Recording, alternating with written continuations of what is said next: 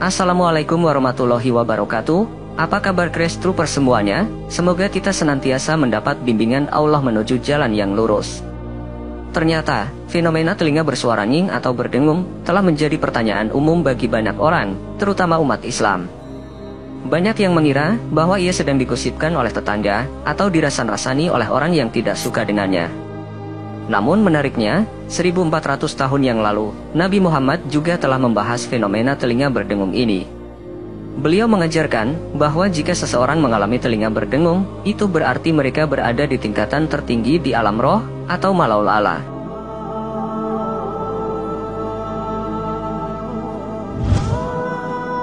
Dalam pandangan medis, tinnitus atau apa yang umumnya kita kenal sebagai telinga berdenging adalah suatu kondisi yang dialami oleh sekitar 15% hingga 20% populasi, terutama pada lansia. Tinnitus dijelaskan sebagai pengalaman mendengar suara seperti berdenging atau jenis suara lainnya, seperti mendengung, menggelegar, mengklik, mendesis, atau berdengung di satu atau kedua telinga, meski tidak ada sumber suara eksternal yang ada. Suara ini hanya bisa didengar oleh orang yang mengalaminya, kecuali dalam kasus tinnitus pulsatile yang sangat jarang, di mana dokter mungkin bisa mendengar suara tinnitus saat melakukan pemeriksaan. Tinnitus dapat disebabkan oleh berbagai hal, termasuk sel-sel rambut yang rusak atau patah di bagian dekat telinga yang menerima suara, perubahan dalam aliran darah melalui pembuluh darah terdekat, masalah dengan sendi tulang rahang, dan masalah dengan cara otak memproses suara. Kondisi ini biasanya disebabkan oleh suatu kondisi mendasar, seperti gangguan pendengaran yang terkait dengan usia, cedera telinga, atau masalah dengan sistem sirkulasi. Walau begitu, sebagai umat Islam, kita juga harus mendengarkan penjelasan dari sumber-sumber Islam, seperti hadits Nabi dan pendapat para ulama, agar tidak tersesat. Ada sejumlah ulama yang berpendapat bahwa telinga berdenging merupakan panggilan dari Rasulullah. Gagasan ini didasarkan pada penafsiran dari beberapa hadis dan teks keagamaan. Salah satu dalil yang digunakan untuk mendukung pandangan ini adalah kutipan dari kitab As-Sisi Al-Jami'us Syogir. Dalam kitab ini, disebutkan bahwa ketika telinga seseorang berdenging, ia harus mengingat Rasulullah dan membaca sholawat untuknya. Rasulullah bersabda, jika telinga salah seorang di antara kalian berdengung, maka hendaknya ia mengingatku, membaca sholawat kepadaku, dan mengucapkan, Zakarallahu man zakaroni bihoirin, semoga Allah mengingat orang yang mengingatku dengan kebaikan. Teks ini diinterpretasikan oleh beberapa orang sebagai bukti bahwa telinga berdenging adalah panggilan dari Rasulullah. Dalam hal ini ulama menjelaskan, sebagaimana juga telah dikemukakan oleh Imam Abdur Rauf Al-Munawi yang telah dikemukakan oleh Ali Al-Azizi dalam kitab As-Siraj Al-Munir, sesungguhnya, telinga itu berdengung hanya ketika datang berita baik keruh, bahwa Rasulullah telah menyebutkan pemilik telinga yang berdengung tersebut dengan kebaikan, di Al-Mala Al-Ala, atau majlis tertinggi di alam ruh. Penjelasan mengenai alam ruh, kita bisa merujuk pada pemahaman makrifat. Seorang sufi memandang fenomena seperti telinga berdenging bisa ditafsirkan sebagai tanda atau simbol dari komunikasi antara manusia dan alam semesta, atau antara manusia dan Allah. Dalam beberapa tradisi sufi, misalnya, telinga berdenging bisa diinterpretasikan sebagai suara dari dalam diri yang mencoba untuk berkomunikasi atau memberikan pesan. Imam Al-Nawawi dalam kitab Al-Askar juga mencatat hadis yang menjelaskan bahwa ketika telinga kita berdenging, kita disebutkan di alam gaib. Hadis tersebut dinyatakan sebagai hasan, meskipun tidak secara spesifik menyebutkan tentang alam malakut. Nabi Muhammad hanya mengatakan bahwa siapapun yang telinganya berdenging harus membaca basmalah dan berdoa agar Allah menyebutkan namanya dengan baik. Ini menunjukkan bahwa Allah menyebutkan kita dengan baik, bukan hanya di alam malakut, tetapi juga di luarnya, bahkan melebihi alam jabarut. Meskipun Allah tidak terbatas pada tempat tertentu, kita tidak mengetahui dengan pasti bagaimana Allah berbicara. Mungkin Allah menyampaikan pesannya melalui alam-alam lain, hanya Allah yang maha mengetahui tentang hal ini. Telinga berdenging memiliki kemiripan dengan tanda melalui mimpi. Rasulullah pernah bersabda bahwa siapapun yang bermimpi bertemu dengan beliau, sebenarnya telah melihat kebenaran. Namun kadang-kadang, kejelasan dalam mimpi dapat dipengaruhi oleh pemahaman kita tentang hakikat Nabi dan kecintaan kita terhadapnya. Jika kita belum memahami dengan baik hakikat Nabi, maka penglihatan kita dalam mimpi tentang Nabi dapat menjadi kabur.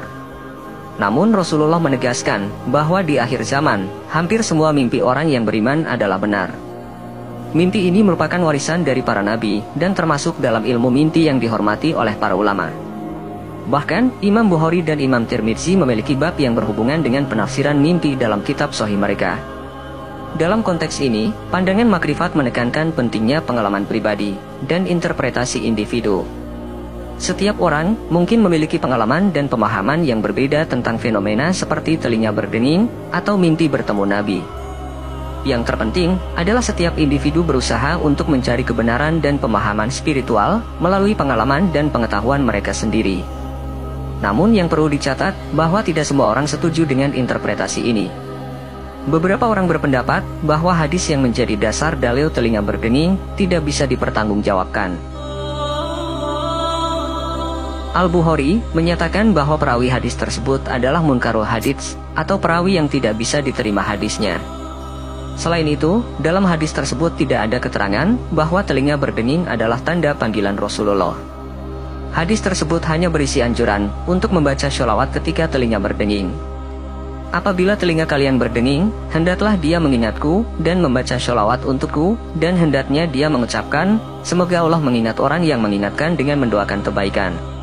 Beberapa ulama berargumen mengapa mereka menganggap hadis ini tidak bisa dipertanggungjawabkan. Hadis ini diriwayatkan oleh beberapa perawi, termasuk Al-Azizi dalam Asiroj Al-Munir, Al-Hurwithhi dalam Makarim Al-Akhlaq, dan Al-Ukaili dalam Al-Mawduat, melalui jalur Muhammad bin Ubaidillah dari Makmar, dari bapaknya. Namun Imam Bukhari menyebutkan bahwa Makmar dan bapaknya, keduanya tidak dapat dipercaya dalam meriwayatkan hadis. Demikian pula, Daruqutni menyebutkan bahwa Muhammad bin Ubaidillah dianggap sebagai perawi yang tidak dapat diandalkan atau matruk. Lebih lanjut, Al-Ukaili juga mengomentari bahwa hadits ini tidak memiliki asal atau tidak ada di kitab hadis, dan Muhammad bin Ubaidillah dianggap sebagai perawi yang tidak dapat dipercaya menurut Bukhari. Oleh karena itu, menurut mereka, hadis ini tidak dapat dipertanggungjawabkan dan tidak perlu diperhatikan, apalagi dijadikan acuan. Beberapa orang bahkan berpendapat bahwa klaim seperti ini bisa disalahgunakan untuk menyesatkan orang lain. Walau begitu, pandangan ini didukung oleh Muktamar Nahdlatul Ulama ke-11 di Banjarmasin pada tanggal 19 Rabiul Awal 1355 Hijriah. Dalam muktamar itu dijelaskan bahwa suara angin dalam telinga menunjukkan bahwa Rasulullah sedang menyebut orang tersebut dalam perkumpulan yang tertinggi atau al-mala al-ala agar ia ingat kepada beliau dan bersholawat kepadanya. Namun ini tidak berarti bahwa setiap kali telinga seseorang berdenging, itu adalah tanda Rasulullah sedang memanggil. Bisa saja memang karena pengaruh yang lain, seperti kondisi medis, atau hal lain yang tidak diketahui. Namun yang juga perlu diperhatikan, bahwa walaupun ada beberapa ulama yang mengatakan hadits ini sebagai lemah, kita tidak lantas berhenti mengucapkan sholawat kepada beliau. Sebagai simpulan, meski ada beberapa dalil dan interpretasi yang digunakan untuk mendukung klaim bahwa telinga berdenging adalah tanda Rasulullah sedang memanggil, masih ada perdebatan dan kontroversi seputar validitas dan interpretasi dari dalil-dalil tersebut.